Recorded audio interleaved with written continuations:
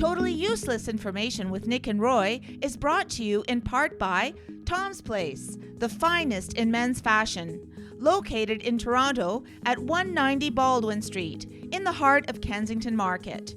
Or visit toms-place.com.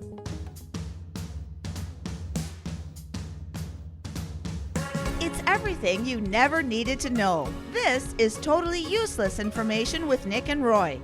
Listen, laugh, and learn. Bras on the moon.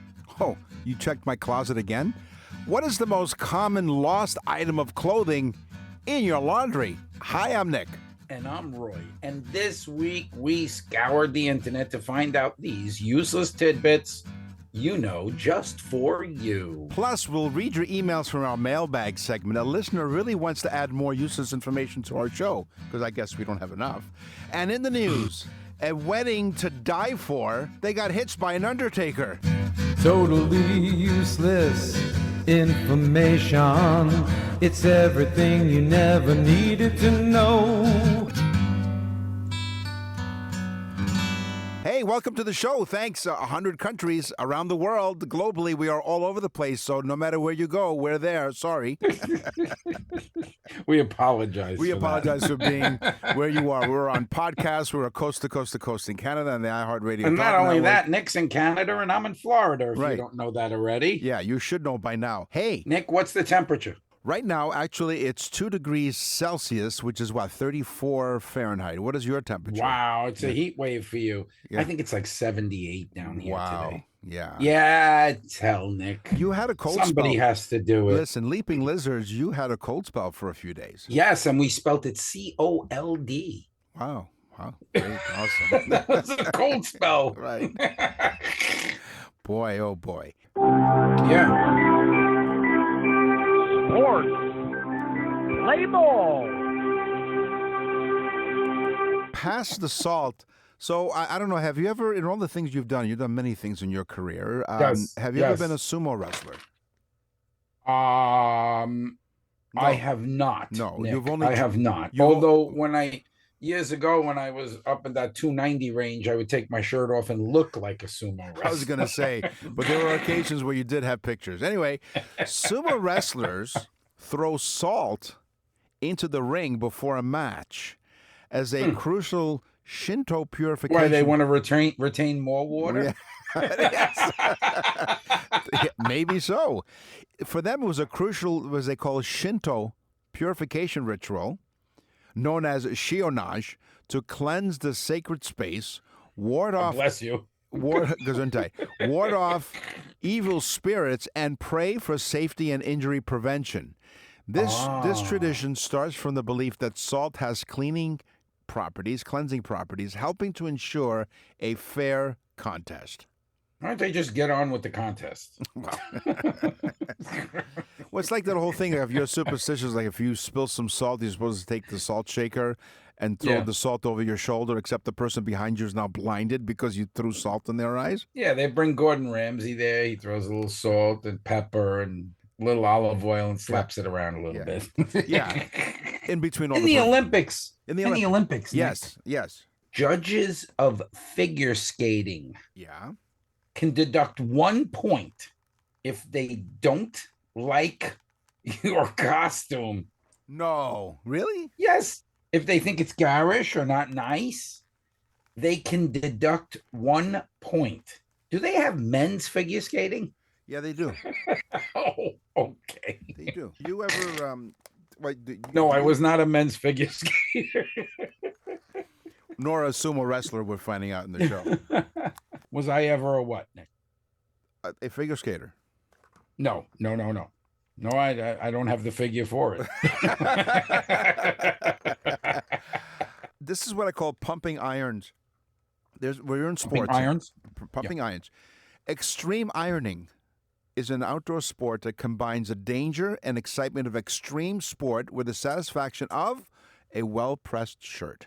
Yeah, and that's a dangerous sport, too. You can get burnt. Well, check this out. More than that, you're right. But this sport, extreme ironing, involves taking an iron and an ironing board to remote locations and ironing a few items of laundry Oh. The locations include a mountainside, preferably on a difficult climb, because why make it easy?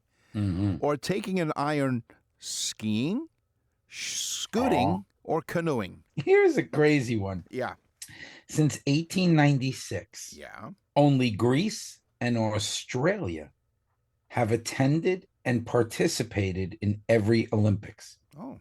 Other countries, somewhere along the line, did not either participate or even go. Isn't that crazy? Slackers. Yeah. They're missing Greece, out. But also, Greece, I can understand. They invented the Olympics, that's but true. Australia? Wow. Okay. Yeah, they sneak up from down under, you know. They do, yes. And the last time. Yes, in sumo wrestling. Yeah. That's a salty sport. It is. The last time that happened, you needed penicillin. What a charmer. So there's a sport called worm charming or grunting. Yes. It's a competitive sport, mainly in the United Kingdom, where participants use vibrations, sound, or rarely Are we on the sports or the sex? No. This is a sport. Oh, this is a sport. So they even use some liquid. I knew you'd wiggle your way into this. Although this could very well be in the sex segment, because it talks about liquid to entice the maximum number of earthworms to the surface. And it's usually that's about right for you. Usually, an earthworm. I'm glad you remembered. Anyway, so usually it takes about 30 minutes. Techniques include, now this is worm charming, techniques include pounding the soil with sticks or pitchforks to mimic rain or mole activity. Worm charming. Yeah. It's an in-depth sport. It is. Oh, absolutely. It is. Volleyball. Yes. My fact is this. This actually happened in men's volleyball. Okay. The fastest serve in volleyball. Now, that's a pretty big ball. Yeah. Okay. And how fast do you think, Nick? 80 miles an hour. Woo, almost. Very really? close, Really? Nick. Yeah. Did I get 83.3. So using the Price is Right rules, I didn't go over, so I win.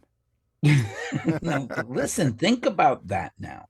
83. Travel in a car at 83, almost 84 miles per hour. Right. And put your hand out the window. Right. And just feel the resistance of the wind. Could you imagine an object hitting your hands at 84 miles an hour?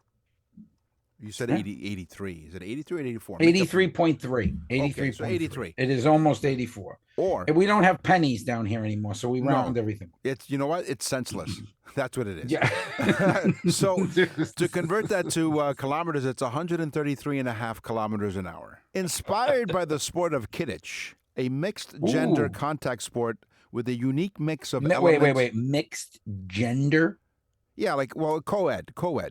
Men and women. Yeah. It's a unique mix of rugby, dodge. You ever notice how uncomfortable Nick gets when I pin him to the corner with these?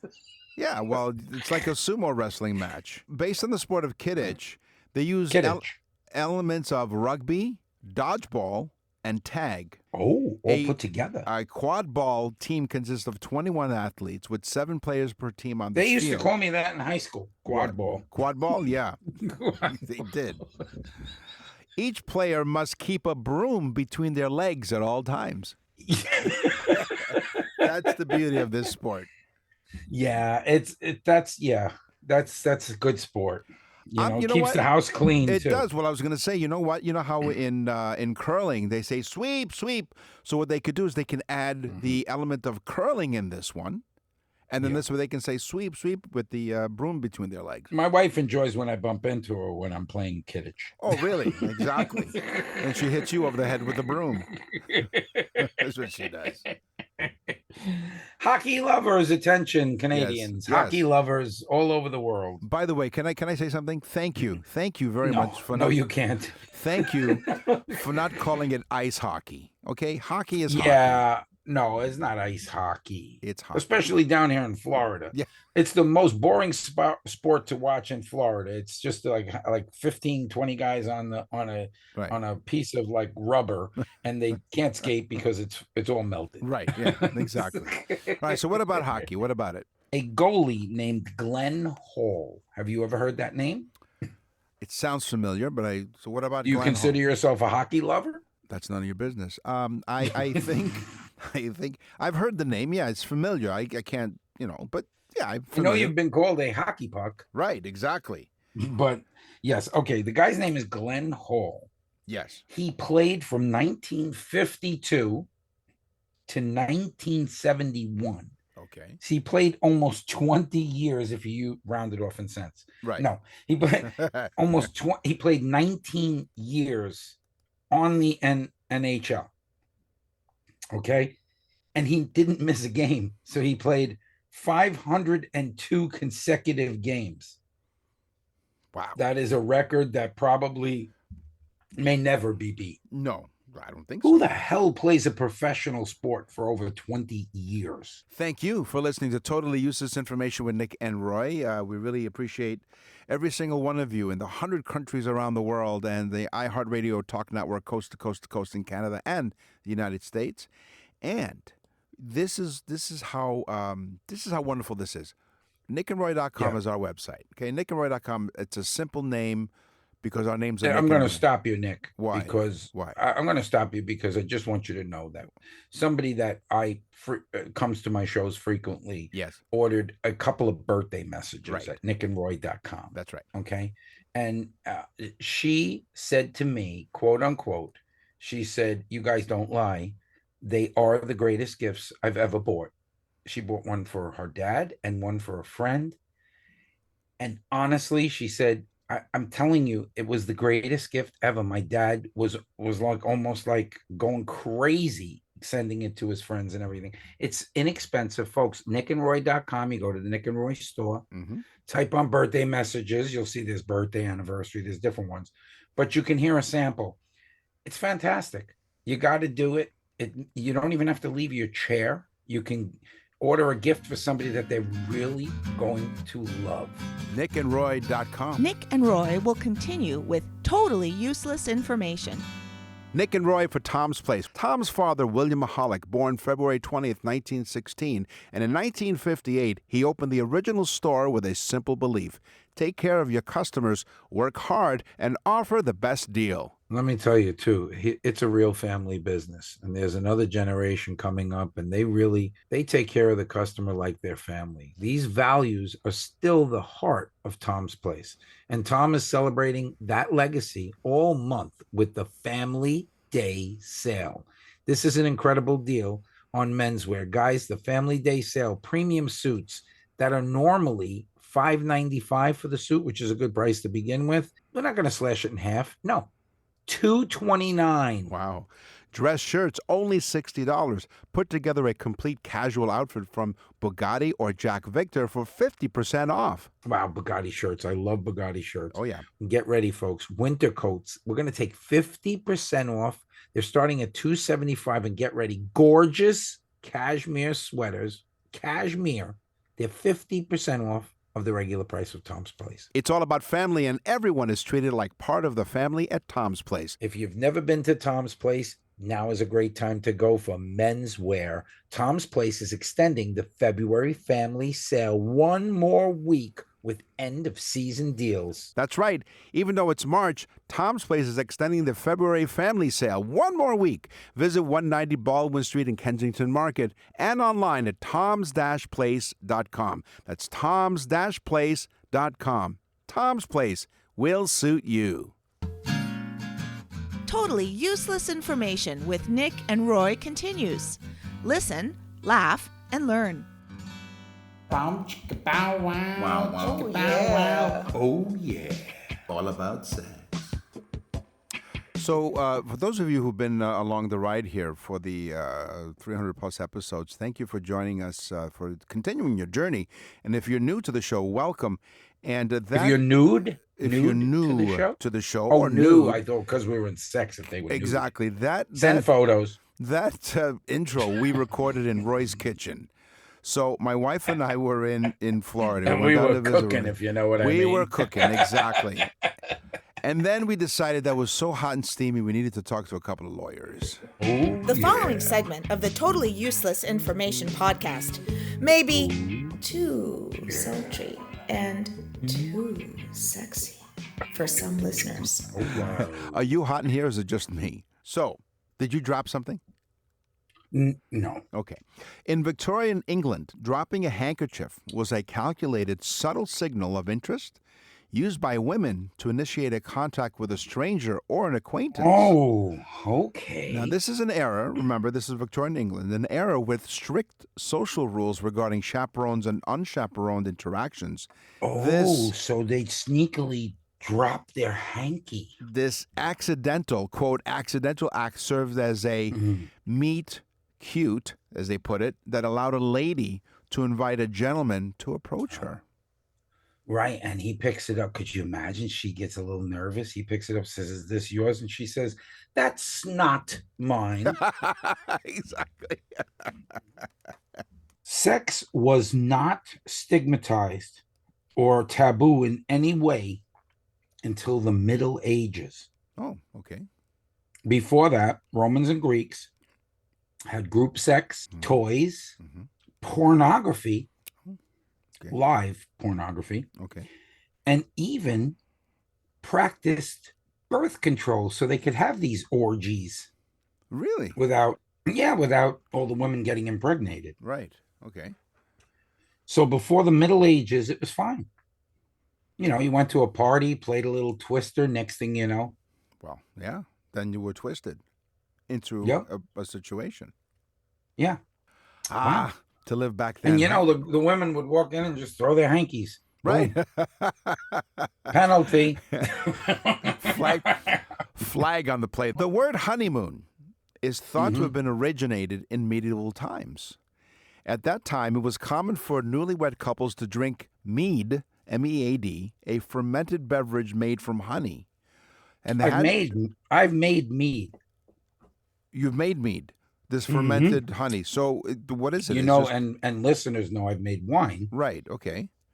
And I made apple cider. All right. Okay, or apple wine, which is a little different than regular wine. Right. Same process. But the mead is the same process as wine, just using honey and fruit. Well, these couples, these newlywed couples, will drink it for a moon cycle or 30 days after their wedding. This honeymoon, right? This that tradition keeps them happy. Well, this tradition was believed to bring good luck and fertility to the couple. So, yes, very happy.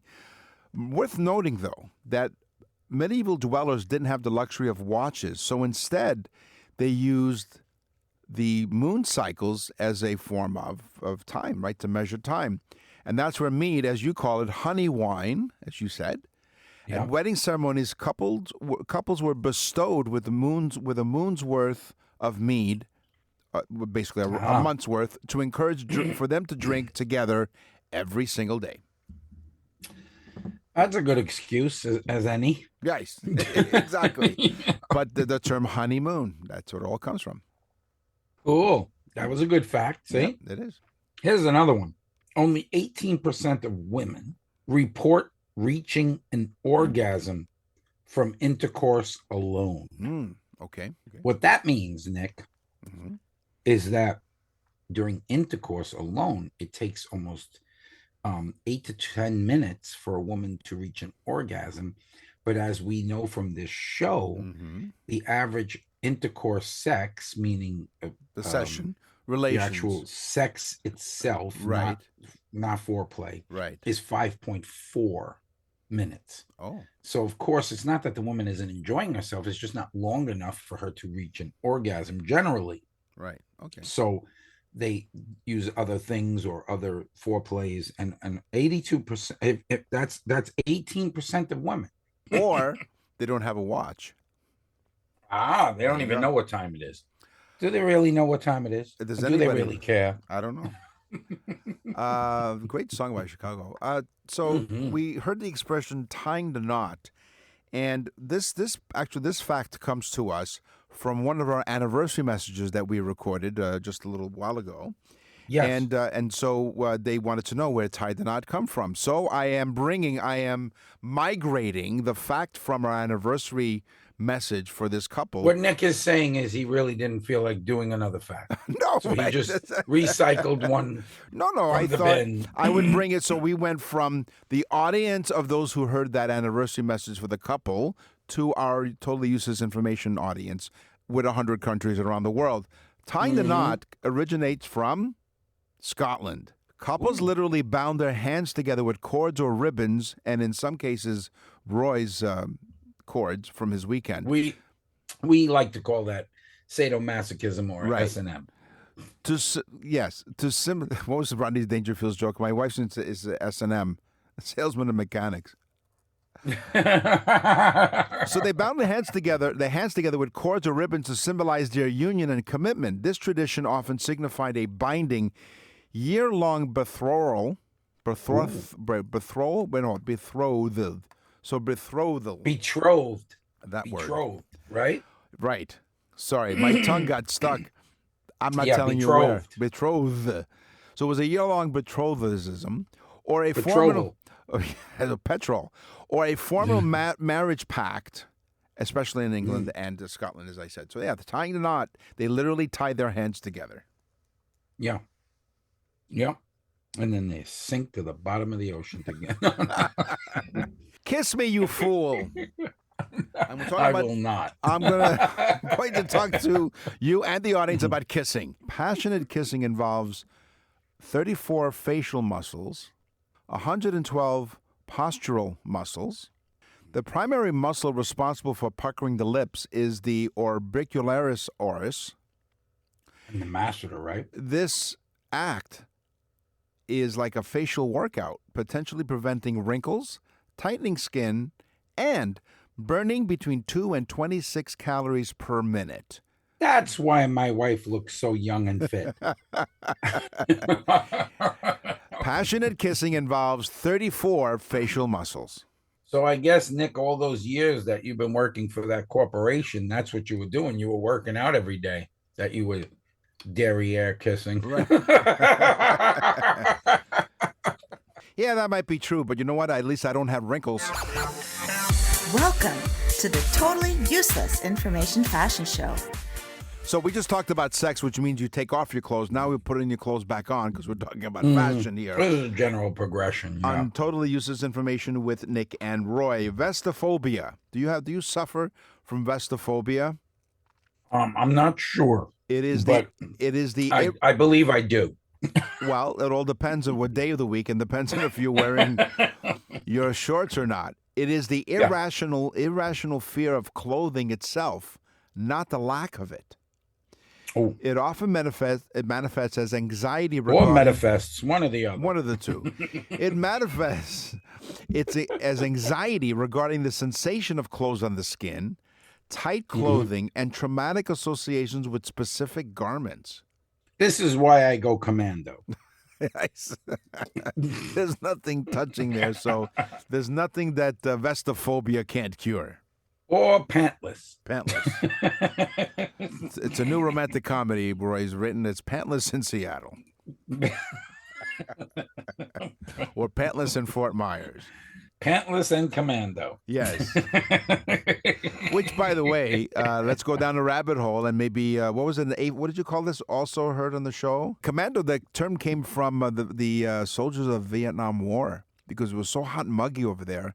They couldn't wear any underwear because it was just too hot and sticky. So they called that commando. Yeah, and I used to not wear underwear or pants to scare the enemy. Right. And the war was over. Nick and Roy will continue with totally useless information. We're back with totally useless information with Nick and Roy. Listen, laugh, and learn. In the 1600s, it was so fashionable. How fashionable? Was it? Listen, Nick, to be pregnant. Oh, okay. That women would buy pillows to stuff in their clothing. Oh. Think about that. It was so fashionable, right? that they would stick pillows in to make themselves look pregnant. Now, I'm sure that listeners right now are saying, that's ridiculous. Talk about a hang-up. So Albert J. Parkhouse in 1903. Mr. Parkhouse. He was an employee at Timberlake Wire and Novelty Company in Jackson, Michigan. He became really, really frustrated one day, right? He's working at this wire and novelty company. He was frustrated because all the coat hooks were taken. So out of his frustration, he was annoyed, he was frustrated. He grabbed a piece of wire, bent it into a triangular shape with a hook, and created the first modern wire hanger. Clothes hanger. Yep. A wired clothes hanger. Sure, because back then they had to make wood clothes hangers, which were... Did you ever see an old wood clothes hanger? Had these metal things that they had to join it with. I mean, it was a lot of work, I would think. It wasn't, and some of those that are still around, they're worth a lot of money, right? Because they're considered antiques. But yeah, so Albert J. I have Parkhouse. one that says there's something in an hotel. Oh, okay. And I would think that it's very, very old. And it also shows the type of person I am. Well, yeah, exactly. Yeah. I have a collection of white towels and hangers from hotels. They do. Sorry, Mr. Hilton. That's right. Okay, so yes. Here's my tease. Okay.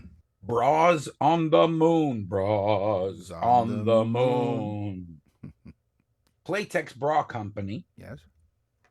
Made Neil Armstrong and Buzz Aldrin's space suits. Oh.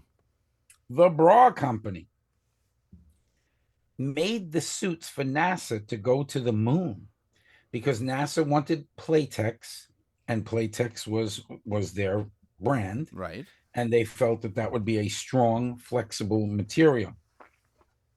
Neil said to Buzz before they left, they didn't say, what are we going to say? Like one small step. No. Neil said to Buzz, don't fall or you'll look like a boob. I guess the material was, it was stretchy and flexible, I guess. And, that was a great idea. Yeah. Plus, if you were a savvy guy, you'd know how to take it off real easy. Yeah. Hey. Here's my teaser. Well, if you can give your teaser, I'm going to give my teaser too. A single sock is frequently cited as one of the most common, if not the most common, items lost in household and wardrobe context. Okay? Yes. There's always the missing sock. But which is why I hop around a lot. That's right. Exactly. Are you happy to see me? So they've done some research on this. Because imagine being, commissioned to this research. By the way, this is your assignment. Go and find out why and how many of these and why socks get lost in the laundry. Because really, when you think about it, you take the socks out of the hamper or whatever, and you put it in the washing machine. You take out of the washing machine, you put it in the dryer, right? There's short distances. Like how would we get lost? But anyway, the average person loses approximately 15 socks per year. They think they're losing them, Nick. Which can add up to over 1,000 socks in a lifetime. Of course, because the aliens that we have a hard time seeing are living inside the dryer, eating socks. Here's the thing, though. Interesting how 15 is an odd number. It's not even an even number of socks. It's 15 socks per year, which means there's a sock there missing somewhere. Yeah, everyone. So now that's why I only buy one color, Nick. That's right. This way you can never go wrong. This way they always match. I just lose a few pair every once in a while. Now, these scientists have developed a sock loss index, which suggests that the loss is often due to complex washing factors, such as the volume of laundry, the type of wash, and ironically, the amount of attention paid to the laundry. Yeah.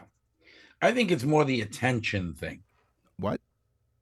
I never lose a sock when I do the wash. Right. Okay. Only when my wife does the wash. Right. So they should do a study about that. Are women not paying attention when they're doing the wash? Let me tell you, I don't have socks and the food's not good. Wow. What? Are you suggesting the socks and the food smells the same? Well, she must be using the socks for something because the house is very clean. Wow. She's probably using the socks. Right, you clean. got dusty socks. Hey, Yeah, that's a great. You ever seen that? Put the sock on your hand and dust. My grandmother used to do that. Yeah, exactly. Those especially with have like little holes in all them. the socks that were one sock. There you go. See, my grandmother would do that because she was a very practical woman. She was from a different time, Nick. Yeah. She was. So I just discovered something. We're talking about socks. I And apologize in advance to all women in the world. Yeah, all 100 countries and then some. So we're talking about. You said dusting with your socks. What a great it's either a great Hollywood name or a porn star name. Dusty socks. Yeah. Dusty socks. Dusty socks. Yeah. She socks all night long. There you go. See, that's where I went. Dusty socks. Dusty socks. Yeah. I like that. Yeah. You know, are we still on the sex? Well, I don't know. Has 5.5 minutes gone by?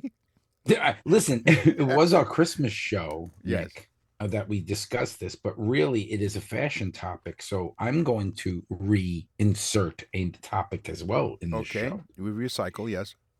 Because it was a shocking one that kind of slid by because the Christmas show in Iceland. If you don't receive, and I'm going to call Tom up, Tom from Tom's Place, our sponsor with the greatest selection of men's clothes ever in the world. Yes. I'm serious. Tom's Place, awesome. Go online. You can shop online. Tom's fantastic. Tom's-place.com.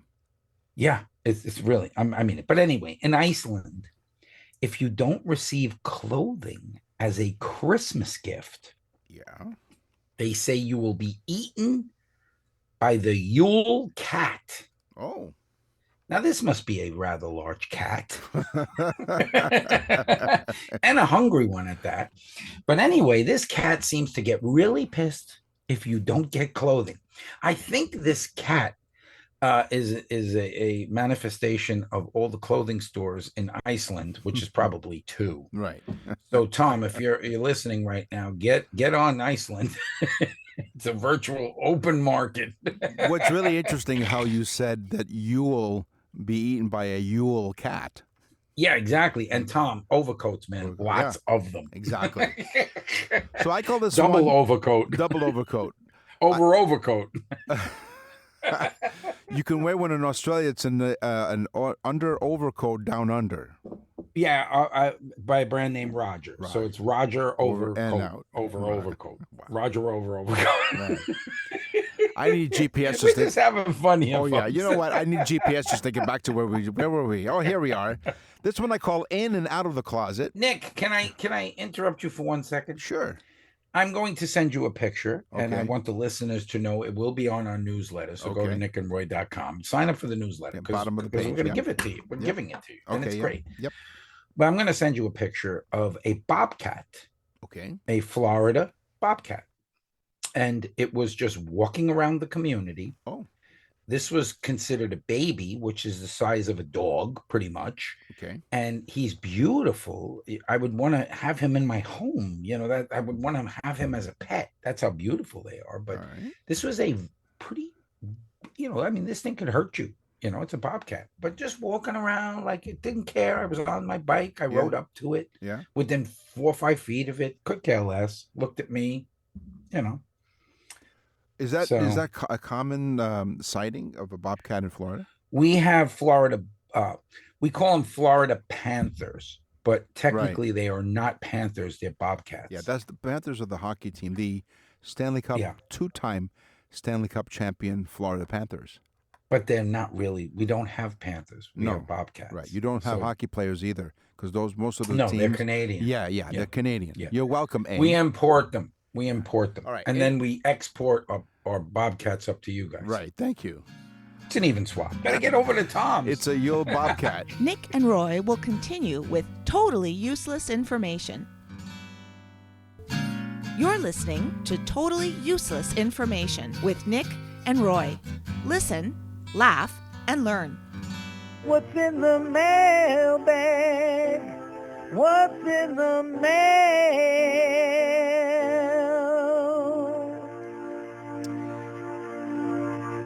As we mentioned, we do have our show coast to coast in Canada on the iHeartRadio network. And this is an email from Terry from British Columbia. So he's probably listening to us on CFAX. Yeah. Nick gets all the Canadian emails. Yeah, but they don't even send it to me anymore. But here's the thing. It's very rare. Very rare. But here's the thing, though. So Terry says he's from BC, but he's a faithful listener to our show on Toronto's Newstalk 1010 radio, which means he has the iHeartRadio app because you can listen to all the stations on the app. Yeah. He says, I have in my own library, I have my own library of useless information with some variations of phrases or terms used over the many decades and centuries of famous phrases. So you might have used some of these on past shows or maybe not. So he says, feel free to pick and choose any of these for a future podcast. So you know what? First of all, Terry, thank you very much. And here's one of the things he said. Lead cups were used to drink ale or whiskey way back when. So the combination would sometimes knock the imbibers out for a couple of days because of the lead. Ooh. Someone walking along the road would take them for... Oh, my God. They drink from a lead cup. Yes. So people walking along the road because they collapsed would take them for dead and prepare them for a burial. They were laid out on the kitchen table for a couple of days. This is way back when. And the family would gather around and eat and drink and see if they would wake up. Hence the custom of holding awake. Holding awake. But also, what about get the lead out? Get the lead out. So thank you, Terry. They laid them there to get the lead out. That's right. There you have it. So thank you, Terry, very much. Morgan from Hartford, Connecticut. Hello, Morgan. Yes, this is in the United States. Okay. I've been taking a lot of ones from all over the world, but this one is Morgan from Hartford, Connecticut. She says, your show is great. Thank you. It's hard to believe that your facts are real. Oh, okay. Well, it's hard for us to believe. No. Yeah. Well, really, honestly, it's hard to believe that I'm as good looking as I am, Morgan. Oh, yeah. But that's true. Right. As the expression goes, he's not conceited, he's convinced. No, so Morgan, yes. Sometimes we do get it wrong.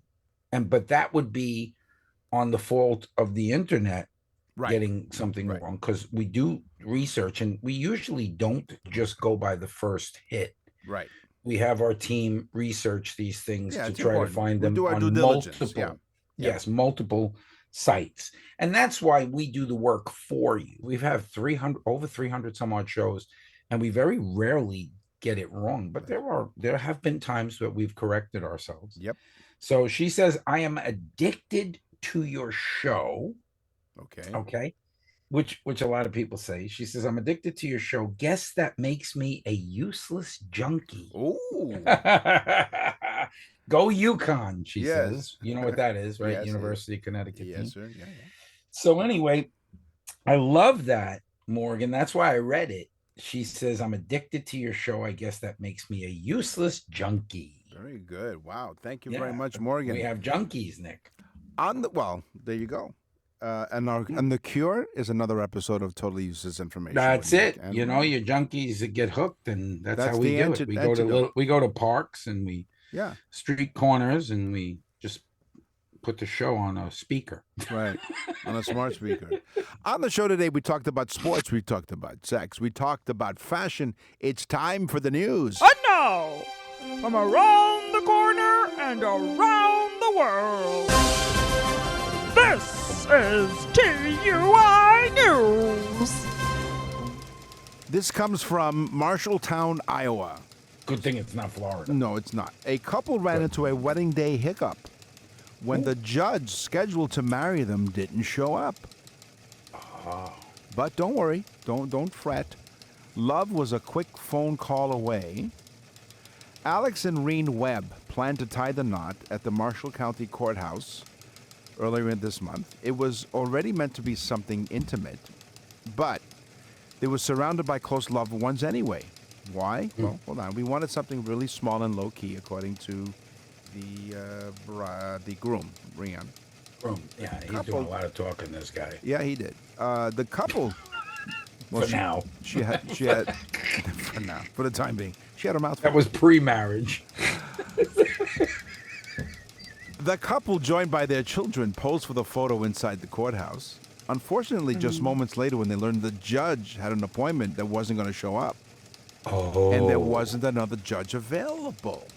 So wow. So it wasn't the bride that runaway bride, it was a runaway judge. Judge, exactly. Ah. While the no-show could have derailed their plans, the Webbs kept calm. In fact, they were more surprised about how quickly everything came together next. Well, here's what happened. So the dad, the bride's father, instantly jumped up and said, I know somebody, Jody. That somebody, Jody, was Jody Anderson.